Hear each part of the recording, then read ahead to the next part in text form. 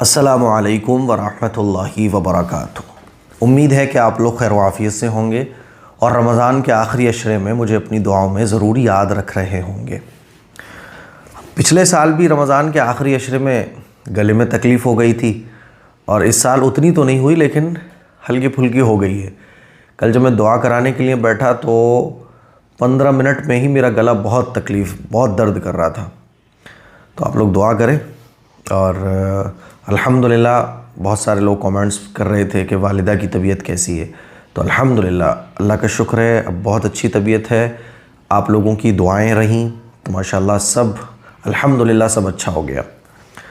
چلیے آج ہم لوگ جانیں گے 21ویں پارے کا خلاصہ۔ 21ویں پارے کی شروعات ہو رہی ہے اتل ما اوحی الیک من الکتاب واقم الصلاۃ۔ اللہ تبارک و تعالیٰ فرما رہا ہے کہ اے نبی صلی اللہ علیہ وسلم، جو وحی اللہ تعالیٰ آپ پر نازل فرما رہے ہیں اس وحی کی تلاوت کیجیے اور نماز قائم کیجیے، ہے نا۔ نماز کی یہ خصوصیت ہے کہ وہ بے حیائی اور برے کاموں سے روکتی ہے۔ ان الصلاۃ تنہی عن الفحشاء والمنکر۔ اور یاد رکھو اللہ کا ذکر یہ بہت بڑی چیز ہے اور جو کچھ تم کرتے ہو اللہ اس سے خوب واقف ہے۔ تو ہمیں قرآن مجید کی تلاوت بھی کرنا چاہیے، نماز بھی پڑھنا چاہیے اور اللہ کا ذکر بھی کرنا چاہیے۔ آگے اللہ تبارک و تعالیٰ نے اس بات کو بھی بیان کیا ہے، کیونکہ مشرکین مکہ یہ اعتراض کرتے تھے نا کہ محمد صلی اللہ علیہ وسلم نے یہ قرآن اپنے پاس سے گڑھ دیا ہے، نعوذ باللہ۔ تو اللہ تعالیٰ ایک بڑی زبردست دلیل بیان فرما رہا ہے اور اللہ فرما رہا ہے کہ دیکھو اگر یہ محمد صلی اللہ علیہ وسلم نے قرآن خود سے بنایا ہوتا تو یہ لکھنا پڑھنا جانتے، لیکن یہ جو پیغمبر ایسی عظیم الشان، ایسی پیاری، ایسی زبردست باتیں وحی کے ذریعے اگر تمہیں بتا رہے ہیں تو خود سوچو کہ یہ جو پیغمبر ہیں ان کو پڑھنا نہیں آتا، ان کو لکھنا نہیں آتا، انہوں نے کوئی علم کسی سے حاصل نہیں کیا، دنیا کے اندر ان کا استاذ کوئی نہیں، تو یہ جو ہے نا کیسے لکھ سکتے ہیں، کیسے پڑھ سکتے ہیں؟ اگر یہ توریت اور زبور انجیل کو پڑھنا جانتے ہوتے تو تم یہ کہہ سکتے تھے کہ تین چار چیزوں کو ملا کے ایک انہوں نے کتاب بنا دی۔ لیکن یہ پیغمبر محمد صلی اللہ علیہ وسلم لکھنا نہیں جانتے، پڑھنا نہیں جانتے، کسی سے انہوں نے کوئی علم حاصل نہیں کیا، پھر اچانک سے اتنی زبردست باتیں یہ بیان کرنے لگے، اتنی زبردست باتیں کرنے لگے، تو ظاہر سی بات ہے وحی کے علاوہ کیسے ممکن ہے؟ وحی کے علاوہ تو پھر کوئی اور راستہ نہیں ہے نا۔ اور وہ بھی ایسی بات ہے کہ اس وقت کے بڑے بڑے علماء یہودیوں کے، عیسائیوں کے حیران رہ جاتے تھے کہ یہ کیا چیلنج کیے جا رہے ہیں کہ اس جیسی کوئی ایک صورت لا کر دکھا دو۔ تو اللہ تعالیٰ اس بات کو بیان فرما رہا ہے کہ سوچو ذرا، کیا یہ وحی کے ذریعے پاسبل ہے؟ یقیناً ان پیغمبر پر وحی آتی ہے۔ تو اللہ تبارک و تعالیٰ اسی بات کو بیان فرما رہا ہے، اور یہ بھی بات اللہ تبارک و تعالیٰ نے بیان فرمائی، یا عبادی الذین آمنوا ان ارضی واسعۃ فایایا فاعبدون، کہ ایمان والوں، کفار اور مشرکین تم پر ایمان اور اسلام کی وجہ سے اگر زمین تنگ کر دیں تو پریشان مت ہو، صبر رکھو، ہمت رکھو، اللہ کی عبادت کرو، اللہ تعالیٰ تمہارے لیے راستے آسان کر دے گا۔ اور دنیا تو امتحان کی جگہ ہے۔ آج بھی اگر ہم غور کریں تو ایمان والوں کے لیے زمین تنگ ہو رہی ہے، دنیا کے اندر رہنا ان کے لیے مشکل ہو رہا ہے، آزمائشیں ہیں۔ تو قرآن مجید کی یہ آیتیں آج بھی ہمیں تسلی اور صبر دیتی ہیں کہ پریشان مت ہو، اللہ کی عبادت کرو، اللہ سے اپنا تعلق مضبوط کرو۔ آگے اللہ تبارک و تعالیٰ نے اس بات کو بیان فرمایا، سورہ العنکبوت چل رہی ہے نا، تو اس کے آخر میں اللہ تعالیٰ نے اس بات کو بیان فرمایا والذین جاہدوا فینا لنہدینہم سبلنا، کہ دیکھو جو ہمارے راستے میں کوشش کرتا ہے تو ہم اس کے لیے راستوں کو کھول دیتے ہیں۔ تو اللہ کے راستے میں جو کوشش کی جائے گی صحیح کام کے ذریعے، صحیح نیت کے ساتھ اور اللہ کی رضا کے لیے، تو اللہ تعالیٰ راستوں کو کھول دے گا۔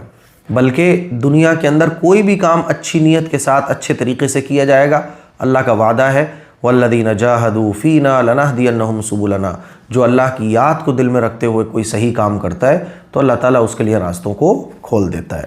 پھر شروع ہو رہی ہے سورہ روم، الف لام میم غلبت الروم۔ تو اس میں روم کا تذکرہ ہے، اس وجہ سے اس سورت کا نام سورہ روم رکھا گیا۔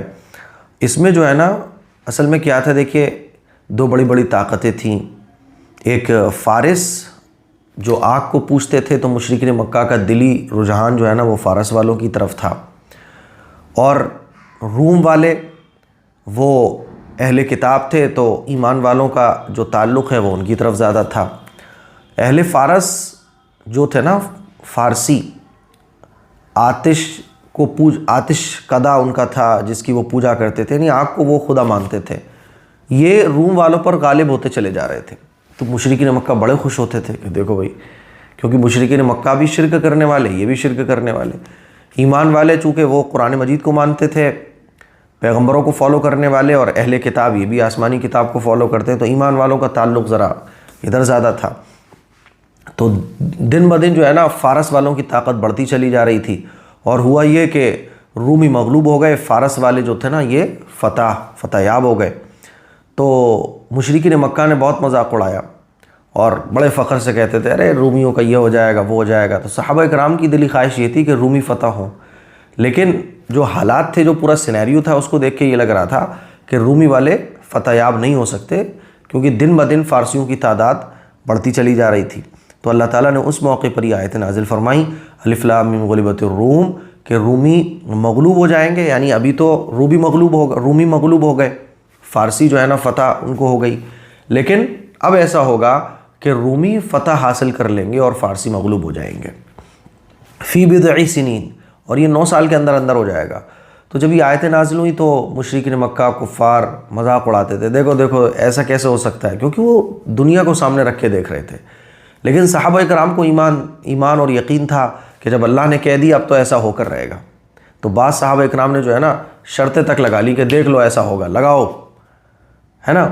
تو شرطیں آپ بولو گے شرطیں لگانا تو حرام ہے، تو ویسے شرط تھی وہ کہ اگر ایسا ہو گیا تو میں ایسا کروں گا، ہے نا، جس میں کوئی ایسا نہیں تھا کہ جوئے والی کوئی وہ نہیں تھی بات۔ تو بہرحال صحابہ کرام نے جو ہے نا مشرکین مکہ کو چیلنج تک کر دیا تھا کہ دیکھ لو ایسا ہوگا۔ تو اس کے بعد جب حضور نے ہجرت فرمائی تو 2 ہجری میں آپ دیکھیں کہ رومیوں کو فتح ہوئی اور فارسی والے مغلوب ہو گئے، اور فارسیوں کے آتش قدوں پر جو ہے نا رومیوں کا قبضہ ہو گیا۔ تو اور 2 ہجری میں صحابہ اکرام نے غزوہ بدر میں جو ہے نا فتح حاصل کی، تو 2 خوشیاں صحابہ اکرام کو مل گئی۔ تو اس موقع پر یہ آیتیں اللہ تبارک و تعالی نے نازل فرمائی تھیں جب رومیوں کا اور فارسیوں کا مقابلہ چل رہا تھا، ٹھیک ہے۔ آگے اللہ تعالیٰ نے سورت میں اپنی قدرت کو بیان کیا ہے، وَمِنْ آیَاتِهِ أَنْ خَلَقَكُم مِّن تُرَابٍ، کہ دیکھو اللہ تعالیٰ کی قدرت کی نشانی کہ اس نے تم کو مٹی سے پیدا کیا، پھر تم لوگ زمین پر پھیلے ہوئے ہو، اور اس کی ایک نشانی یہ بھی ہے کہ اس نے تم ہی میں سے تمہارے لیے بیویاں بنائیں تاکہ تم ان سے سکون حاصل کرو، اور تمہارے درمیان محبت اور رحمت کے نیک جذبات پیدا فرما دیے۔ اس مالک کی نشانیوں میں سے یہ بھی ہے کہ اس نے زمین اور آسمان کو تمہارے لیے پیدا کیا۔ یہ تمام قدرت کی نشانیاں اللہ تعالیٰ نے اپنی کھول کر بیان فرمائی ہیں۔ ایسے اللہ تعالیٰ نے ایک اصول یہ بھی بیان فرمایا کہ اس دنیا کے اوپر جو بھی کچھ اچھا برا ہوتا ہے وہ انسان کے اپنے اعمال کی وجہ سے ہوتا ہے۔ ظہر الفساد فی البر والبحر بما کسبت ایدی الناس لیذیقہم بعض الذی عملوا لعلہم یرجعون۔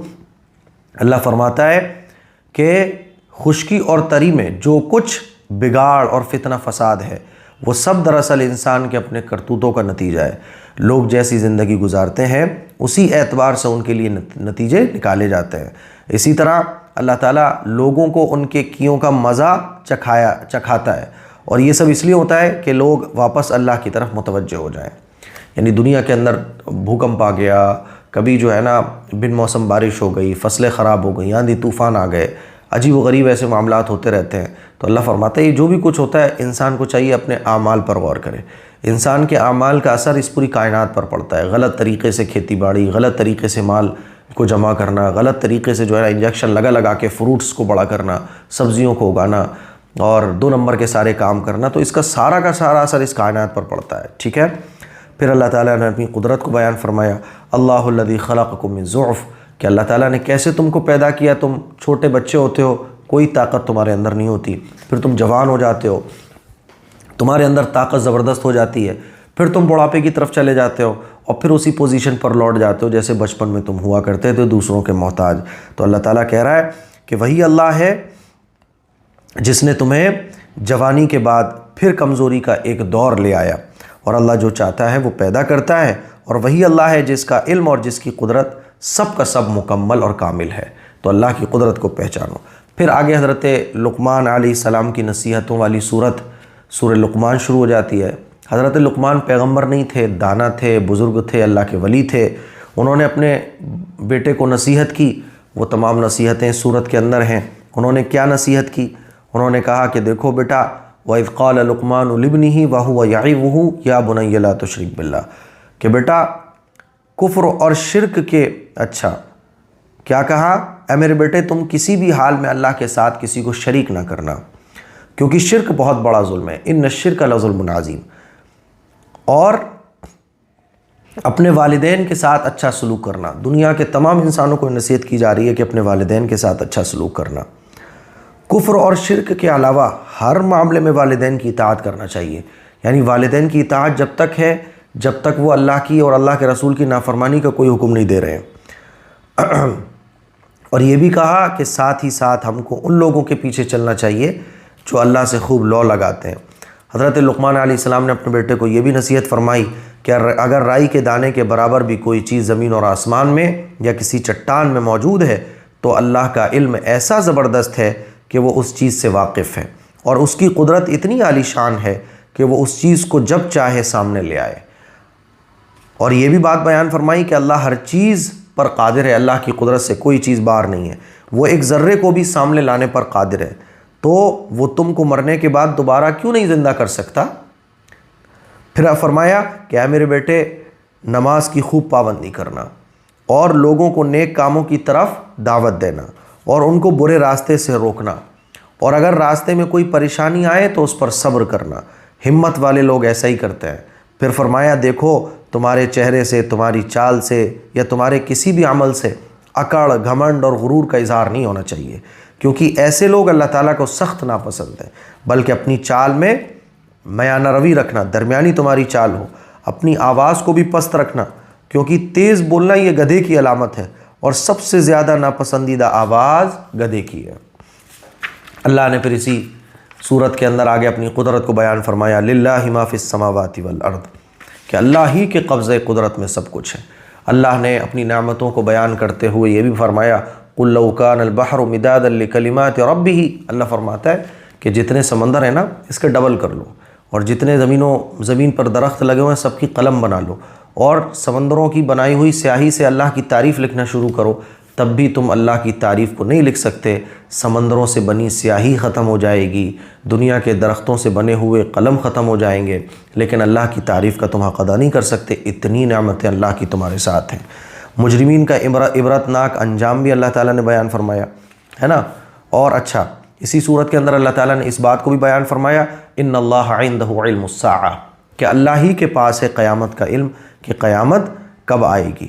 اسی طرح سے وہی جانتا ہے کہ وہ بارش کب برسائے گا، ان اللہ عندہ علم الساعہ وینزل الغیث ویعلم ما فی الارحام، وہی بارش برسانے والا ہے، اور عورتوں کے حمل میں کیا ہے وہ اللہ جانتا ہے۔ اب آپ لوگ بولو گے آج کل تو ڈاکٹر بھی جان جاتے ہیں، ارے جب عورت پریگننٹ ہوتی ہے تب تھوڑی نہ کوئی بتا سکتا، وہ پانی کے جو 2 قطرے ملتے ہیں تو اس کے ملاپ میں اب کیا ہوگا، لڑکا ہوگا لڑکی ہوگا یا کچھ ہوگا بھی کہ نہیں ہوگا، کوئی نہیں جانتا۔ ڈاکٹر تو جب بتاتے ہیں جب وہ پورا بن جاتا ہے، اس سے پہلے کوئی نہیں جانتا۔ تو اللہ فرماتا ہے اللہ جانتا ہے کہ عورتوں کے حمل میں کیا ہے، اور کسی کو نہیں معلوم کہ وہ کیا کمائے گا، آگے اس کے ساتھ کیا ہونے والا ہے، اور کس جگہ پر اس کو موت آئے گی۔ ہر بات کا مکمل علم صرف اللہ کو ہے، وہی ہر پوری بات سے باخبر ہے۔ اللہ تعالیٰ نے اس صورت کے اندر ان تمام باتوں کو بیان فرمایا۔ پھر آگے سورہ حامیم سجدہ شروع ہو جاتی ہے، الف لام میم سجدہ ہے نا۔ اس صورت کے اندر چونکہ ایمان والے اللہ کے سامنے سجدہ کرتے ہیں اس کا ذکر ہے، اور سجدہ تلاوت بھی ہے، اس لیے سورت کا نام سورہ الف لام میم سجدہ ہے۔ اللہ تعالیٰ نے اپنی اس بات کو بیان فرمایا کہ موت کا فرشتہ ہر ایک کے لیے مقرر ہے، جو انسان کو پورا وصول کرتا ہے، یعنی روح مکمل طور پر قبض کر لیتا ہے، پھر سب کو ہی اللہ کے پاس لوٹ کر جانا ہے۔ اللہ اس بات کو بیان فرما رہا ہے کہ روح سب کی قبض ہونی ہے، سب کو موت آنی ہے۔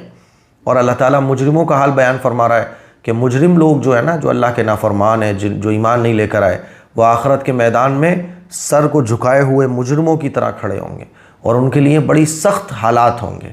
اور جو ایمان والے ہوں گے جو دنیا کے اندر اللہ کے احکام کے آگے سر جھکا دیا کرتے تھے، جو ایمان والے تھے، وہ آخرت کے میدان میں اللہ کے مہمان ہوں گے، ان کو کوئی پرابلم نہیں ہوگی، کوئی تکلیف نہیں ہوگی، کیونکہ یہ دنیا کے اندر اس وقت اللہ کی عبادت کرتے تھے جب دنیا آرام کر رہی ہوتی تھی۔ تہجد گزاروں کی اللہ تبارک و تعالیٰ تعریف بیان فرما رہا ہے۔ تو اس صورت کے اندر یہ تمام چیزیں اللہ نے بیان فرمائی۔ پھر سورہ احزاب شروع ہو جاتی ہے۔ سورہ احزاب یعنی گروپس۔ اس صورت کے اندر اللہ تعالیٰ نے غزوہ احزاب کا ذکر فرمایا ہے۔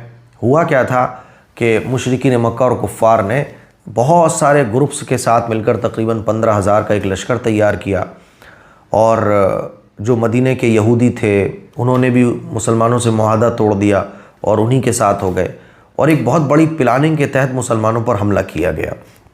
اس کو غزوہ خندق بھی کہتے ہیں۔